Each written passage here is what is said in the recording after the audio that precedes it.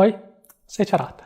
Continuando o papo do nosso vídeo anterior, hoje nós vamos ver como é que os livros de autoajuda podem nos auto-prejudicar e como nós podemos reverter esse risco com uma forma diferente de realizar a leitura desses materiais. Correlação e causalidade. É bem fácil criticar os livros de autoajuda, inclusive tem gente que assume um ar intelectual, diz que não suporta ler esses manuaizinhos de como ser feliz, como usar os pensamentos positivos, e tem alguns até que preferem aprender com as pessoas que foram e fizeram.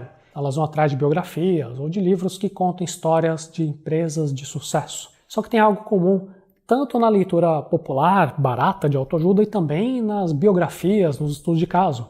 É o viés do sobrevivente. O viés do sobrevivente é uma falsa percepção das coisas. Tanto os livros de autoajuda como as biografias estão cheias de relatos de dificuldades grandes que foram superadas. Aí no final tudo dá certo e aparecem aquelas regrinhas para seguir rumo à felicidade. Mas e com relação a todos os casos de quem seguiu exatamente todas as regrinhas e mesmo assim fracassou? Quem foi para falência, quem não conseguiu superar uma depressão, uma grande dificuldade? Nós não vamos ficar sabendo a respeito porque essas pessoas não escrevem e não vão escrever livros a respeito. Então, quando nós encontramos livros de autoajuda, ou então biografias, ou estudos de caso, como você quiser, e aparecem os hábitos de quem tem sucesso, vamos sempre lembrar que nós podemos estar diante de uma correlação. Não quer dizer necessariamente que todo mundo que seguir aqueles passos recomendados sempre terá um efeito positivo. Efeito contrário. No vídeo anterior sobre o pensamento positivo, cujo link eu vou deixar aqui do lado, a gente também viu alguns exemplos de que existem limites para a gente observar e manter uma clareza de pensamento. O que a gente quer evitar é justamente o efeito contrário de ficar olhando para o espelho e fazendo afirmações em voz alta do tipo eu terei sucesso, eu terei sucesso. Você deve escutar lá no fundo uma voz crítica pensando, nossa, quanta besteira.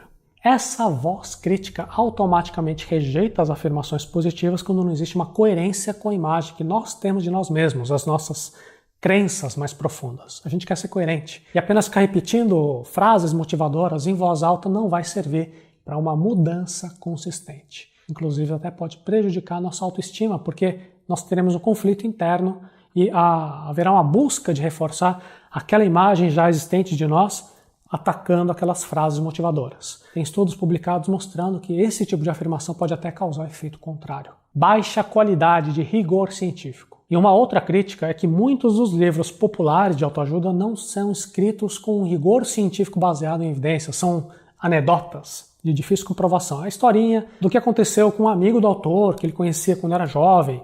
Essas historinhas podem ser ou inventadas, ou, mesmo quando verdadeiras, exageradas. E mesmo nas situações em que a história é a absoluta verdade, mesmo assim a gente tem um viés seletivo.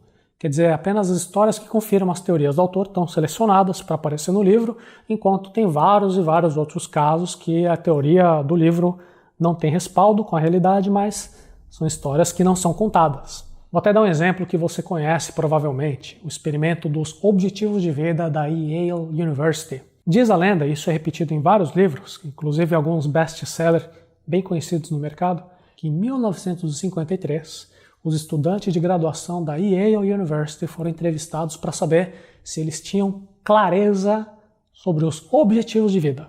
Apenas 3% dos alunos tinha clareza. E daí 2 décadas depois, quando os alunos foram contatados, foi descoberto que esse grupo de 3%, que tinha os objetivos claros e escritos, esse grupo tinha acumulado mais riqueza financeira do que todo o resto dos 97% dos outros alunos combinados. E daí esse experimento foi usado em vários livros de autoajuda como uma prova de que é muito importante todo mundo ter objetivos bem definidos. Olha, eu não estou aqui questionando a importância de raciocinar. Desenvolver uma lista de objetivos e possíveis estratégias para chegar aos objetivos, com certeza é um ótimo exercício de raciocínio. Entretanto, a história é falsa, esse experimento nunca aconteceu.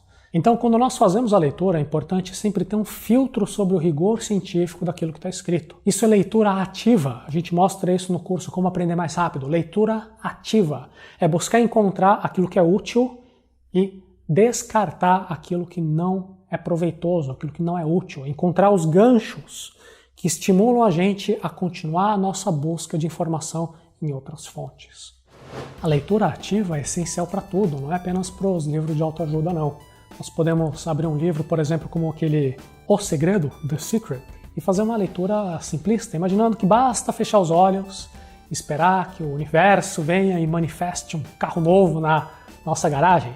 Essa seria uma maneira de pensar, uma vertente da lei da atração que não seria muito útil, porque ela não estimula uma mudança de comportamento do nosso lado. Ou nós podemos fazer uma interpretação diferente das ideias desse livro, de modo a entender que é possível nós darmos um primeiro passo no processo de ir atrás dos nossos objetivos ao visualizar e acreditar que existem possibilidades. Mas esse é apenas o primeiro passo, a gente tem que fazer muito mais coisa. Apesar de todas as críticas, ainda vale o provérbio de que o homem sábio consegue encontrar informação valiosa mesmo nas piores fontes.